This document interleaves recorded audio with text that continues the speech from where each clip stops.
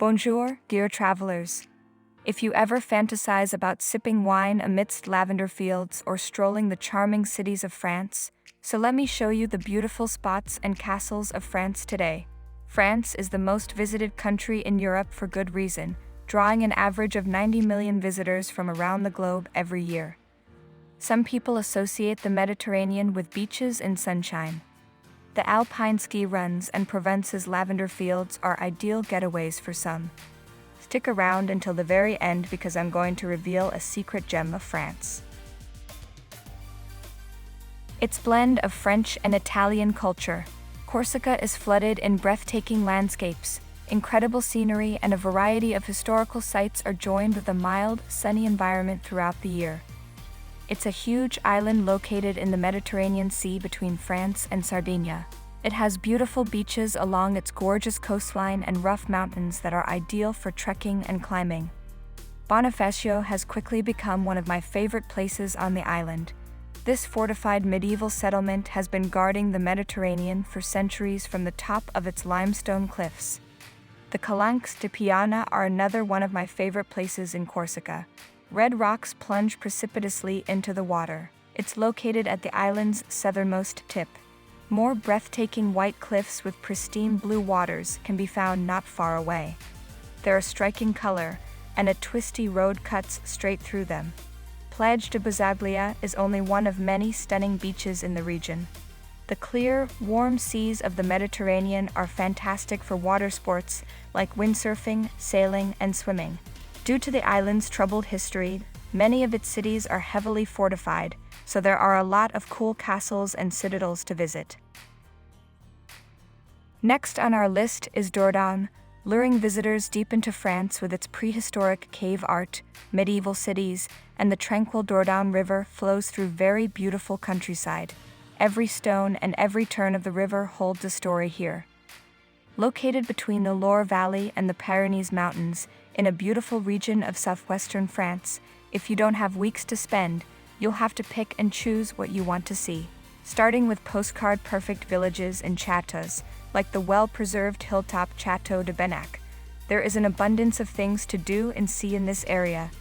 The Dordogne houses some of the finest examples of French prehistoric cave art. Additionally, it's known for the ancient cave paintings in the Versailles Valley, like the ones in Lascaux Cave. The cathedral's front has 5 domes, and the Vezona Museum was built around Roman ruins. Both are in the town of Périgueux. In 7th place, we have the Palace of Versailles, a symbol of wealth, majesty, and history. Located in the city in Place d'Armes. It was originally built as a hunting lodge, but it was later transformed into one of the largest and most magnificent palaces in the world. Under Louis XIV, the Sun King added decorations and made it bigger. Eventually, he made it his royal home and the center of his government. Extensive reconstructions and restorations have returned the palace to its former splendor, despite the fact that many of its most important artworks and treasures were stolen and housed in the Louvre following the French Revolution. Millions of tourists visit every year to marvel at its opulent royal quarters and the shimmering Hall of Mirrors. UNESCO named it a World Heritage Site, and you can get there by train from Versailles for about €7.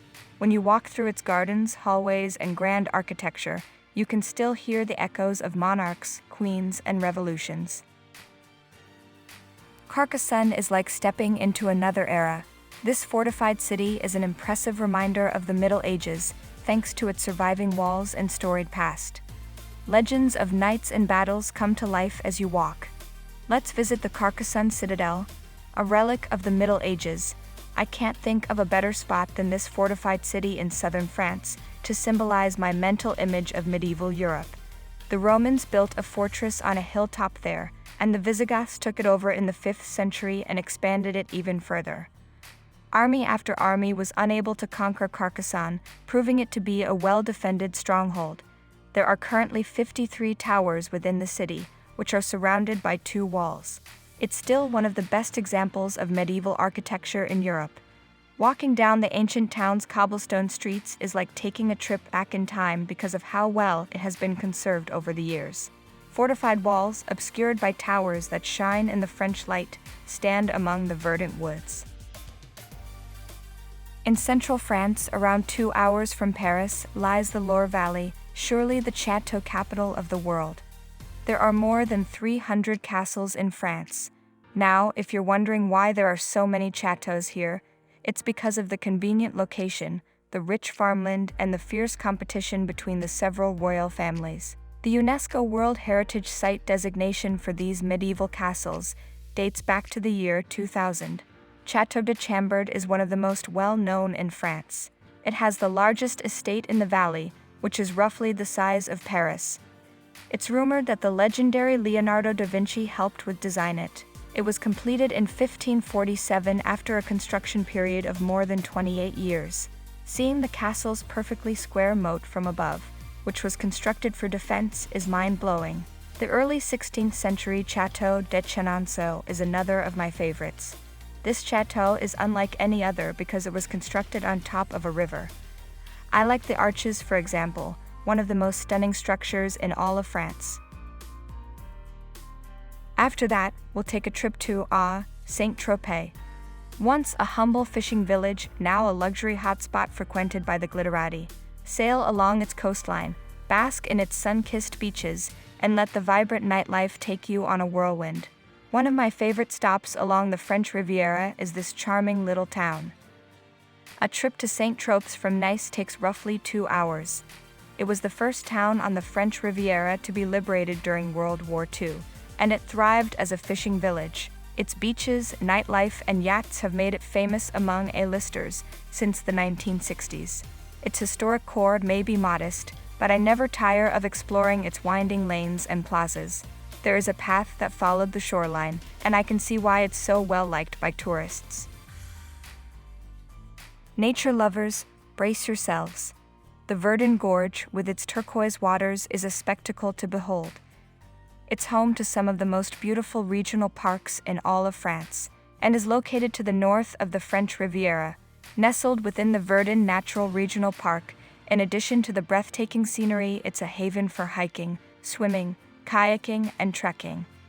The sheer beauty of the Verdon River will leave you mesmerized. It's now roughly 2 hours' drive from Nice, is one of France's most spectacular gorges.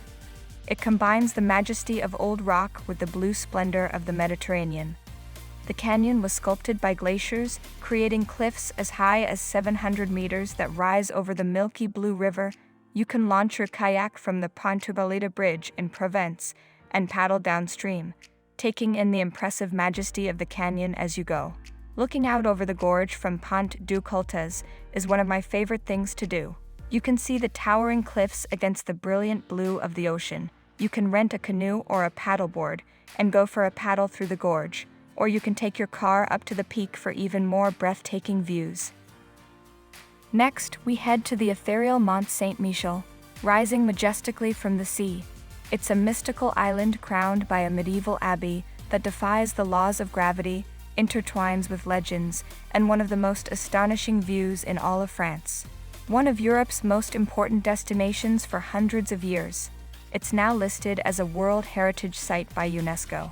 It takes about 4 hours to go there from Paris right now. Walking over the low-tide Bay of St. Michel, also known as the Heavenly Jerusalem and Pyramid of the Seas. Its construction dates back to the 11th to 13th centuries. It is now one of France's most popular tourist destinations. About 2.5 million people visit Mont St Michel annually. Having survived for more than a millennium, it's hard to blame visitors for wanting to see this famous island. Honestly, it's like something out of a sci-fi or fantasy movie. Although Paris is on top of every list, I am not going to list Paris, because the country's capital deserves its dedicated video. Well, let's end our trip in the beautiful city of Nice. This city's nickname is Nice la Belle, which means Nice the Beautiful, and it's a name that fits. Located on the French Riviera, as the capital of France's Maritime Alps department, the second largest city after Marseille, and the 5th biggest city in France. During the day, tourists can take a walk through the city's historic center or find a spot on one of its pebbly beaches to enjoy the beauty of the Mediterranean Sea. Some of the best beaches in France are in this beautiful town on the coast of the Côte d'Azur. There's something for everyone. A beautiful old town, beautiful beaches, and foodies will love the Salaya market. This historical part of Nice, with its narrow streets and old town Vieilleville, feels like a town from the Middle Ages. If you're flying to the French Riviera, this is probably the best airport to land at. I didn't spend much time in Nice because I didn't feel like walking around the city, but I do wish I had. And there you have it, 10 mesmerizing destinations in France that promise unforgettable memories. So like, subscribe, and press the bell icon, and let's end our French sojourn together. Au revoir and happy travels. And hey, if you're passionate about adventure and travel, don't forget to visit our ushistorian.com website for more intriguing tales and travel guides.